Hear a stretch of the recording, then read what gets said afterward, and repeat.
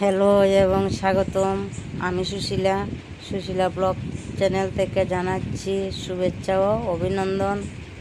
আপনারা কেমন আছেন? আশা করছি ভালো আছেন, আমিও ভালো আছি। তো আজকে সব কিছু নিরামিষ রান্না করলাম। দেখুন, এদিকে পনিরের তরকারি করলাম,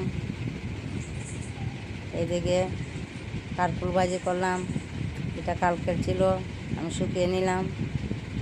এদিকে পনির তরকারি লাউয়ের কুমড়ো দিয়ে, আর মেন জিনিস হলো আপনাদের সাথে যেটা শেয়ার করব, তাই শিমের চচ্চড়ি সরষে দিয়ে করলাম। দেখুন কত সুন্দর হয়েছে, কত লোভনীয় হয়েছে।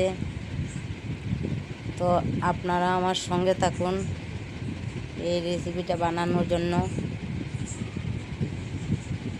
আর অবশ্যই দেখবেন আমার ভিডিওটা পুরাটা দেখবেন কীভাবে বানাবো, আর কমেন্টের মধ্যে জানাবেন আমার ভিডিও কেমন লাগছে। তো প্রথমে আমি শিম আর হাফ আলু কেটে নিলাম, ভালো করে এইভাবে ধুয়ে নিলাম। আর এই সরষেটা আমি জলের মধ্যে ভিজিয়ে রাখছি, সরষেটা বেটে নিব।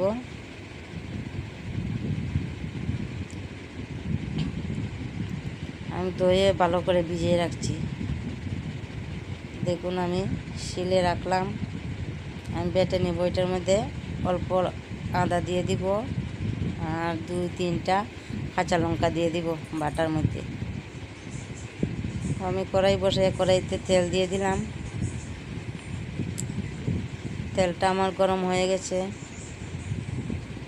তো শিম আর আলুটা ঢেলে দিলাম।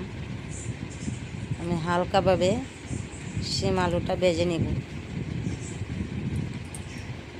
আমি গ্যাসের আঁচটা একদম লোতে রাখছি,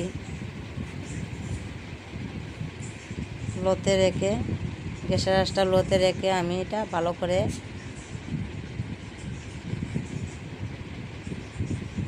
সাঁতলিয়ে নিব। দেখুন, ঢাকা দিয়ে আমি এইভাবে খুব ভালো করে ভেজে নিব।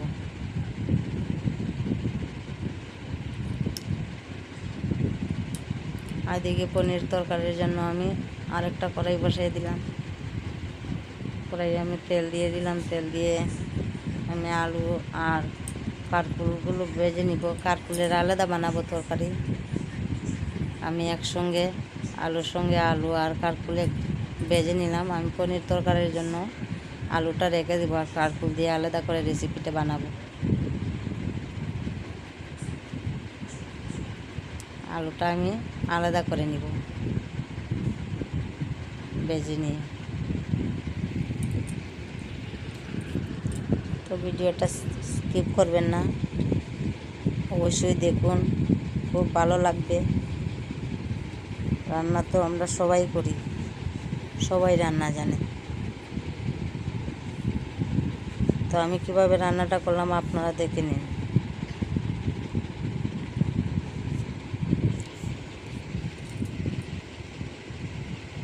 দেখুন, এইভাবে চুলার আঁচটা লোতে রেখে আমি ঢাকা দিয়ে শিমগুলোকে খুব সুন্দর করে ভেজে নিব। দেখুন কত সুন্দর হয়েছে আমার শিমগুলো ভাজা। তো এখন আমি তুলে নিব।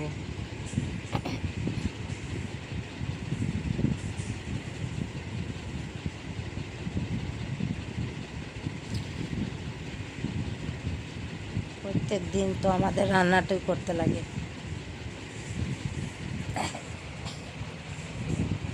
রান্নাটাই আপনাদের সাথে লং ভিডিও শেয়ার করলাম। এদিকে সরষেটা বেটে নিলাম। দেখুন, সরষে, কাঁচা লঙ্কা আর অল্প আদা আমি একসঙ্গে বেটে নিলাম। তো আমি শিমগুলো তুলে নিলাম, সবগুলো শিম। এই কড়াইতেই আমি একটা শুকনো লঙ্কা আর একটা তেজপাতা দিয়ে দিব। আর তেল লাগবে না, এই তেলের মধ্যে হয়ে যাবে।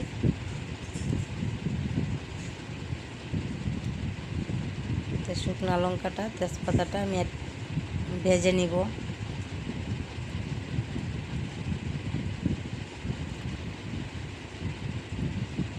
ভেজে নিয়ে আমি পাঁচফোড়ন সম্বাসে দিয়ে দিলাম পাঁচফোড়নটা অল্প ভেজে নিলাম।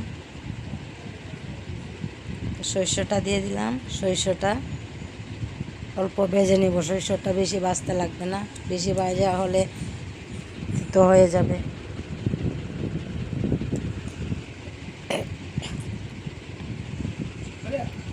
স্বাদ অনুযায়ী লবণ দিয়ে দিলাম। স্বাদ অনুযায়ী লবণ দিয়ে কালারের জন্য অল্প হলুদ দিয়ে দিব।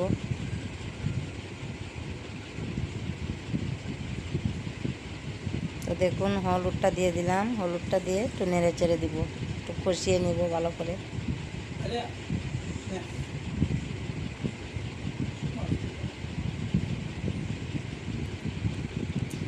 তো আমি শিমগুলো ঢেলে দিলাম। শিমগুলো ঢেলে দিয়ে আরেকবার আমি কষিয়ে নিব।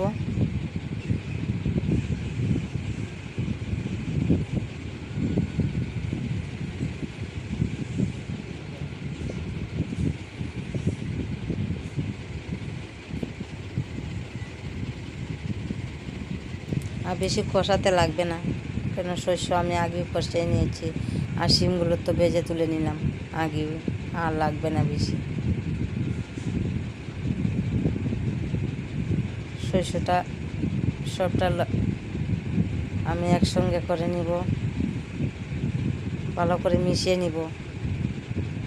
তাই একটু নেড়ে চেড়ে দিলাম।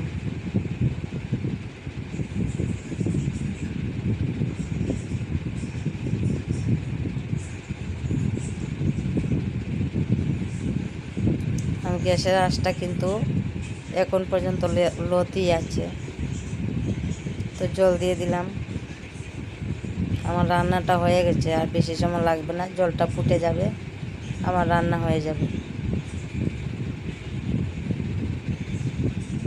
চচ্চড়ি তো বেশি আর জল দিব না, একটু মাখু মাখু থাকবে। আর এদিকে দেখুন কারকুলটা আরও আমি আলাদা কারকুল ভেজে নিলাম। কারকুল ভাজাটা আমাদের করে ছেলেরা, আমার হাজব্যান্ডও খুব ভালো পায়, তাই আমি কারকুলটা ভেজে নিলাম। এদিকে টাইলও আছে, কারকুল ভাজার সাথে টাইল খুব জমে ভালো।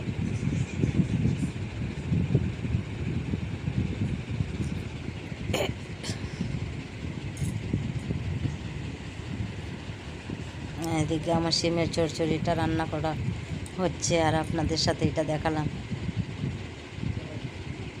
দেখুন হয়ে গেছে আমার রান্নাটা। তো আমি নামানোর আগে অল্প ঘি দিয়ে নামাই নিব। দারুণ লাগে কিন্তু এই চচ্চড়িটা গরম ভাতের মধ্যে, আর নিরামিষ দিনে খুব ভালো লাগে। আপনারা অবশ্যই এইভাবে রান্না করে একবার খেয়ে দেখবেন, খুব ভালো লাগে, একদম হাত চেটে ফুটে খাবেন। তো যদি ভালো লাগে ভিডিওটা লাইক কমেন্ট করবেন, আর যারা সাবস্ক্রাইব করেননি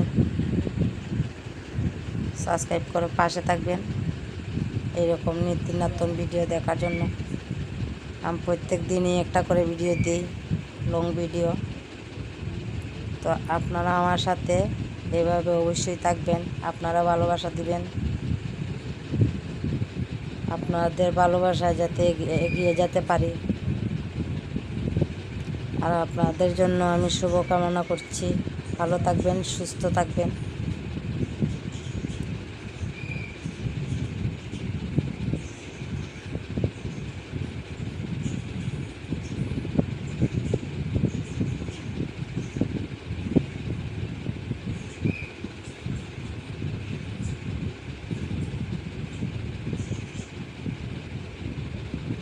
দেখুন কত সুন্দর হয়েছে রান্নাটা।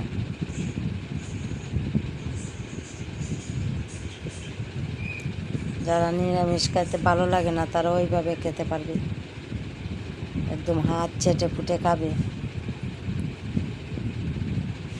ঘি দিলাম, ঘি দিয়ে নামিয়ে নিব।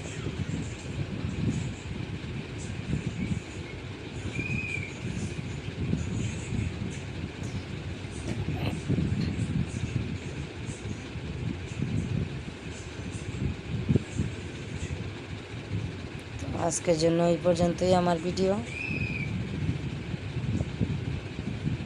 ভাই বন্ধুরা, ভালো থাকবেন, সুস্থ থাকবেন।